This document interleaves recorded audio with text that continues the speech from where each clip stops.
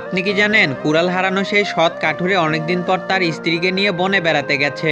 কাঠুরের স্ত্রী সেই নদীটি দেখতে ইচ্ছা প্রকাশ করলো। নদীর ধারে গিয়ে হঠাৎ তার স্ত্রী পানিতে পড়ে ডুবে গেল। কাঠুরে কান্না শুরু করেছে। তার কান্না শুনে আবারও জলপরি এলো। তারপর জলপরি অতি রূপবতী রাজকন্যার মতো এক মেয়েকে পানি থেকে তুলে বলল, এ কি তোমার স্ত্রী? কাঠুরি বলল, জি, এই আমার স্ত্রী। জলপরি বলল, ভালো করে দেখে তারপরে বলো। কাঠুরে বলল, আর দেখতে হবে না, এই আমার স্ত্রী। জলপরি বলল, আগের বার তোমার সততা দেখে আমি মুগ্ধ হয়েছিলাম, এখন তুমি এটা কি করলে? রূপবতী মেয়ে দেখে নিজের স্ত্রীকে ভুলে গেলে? তখন কাঠুরে বলল, আমি বাধ্য হয়ে বলছি, এইটাই আমার স্ত্রী। যদি না বলতাম আপনি এর চেয়ে একটু কম সুন্দর আরেকটা মেয়ে তুলতেন।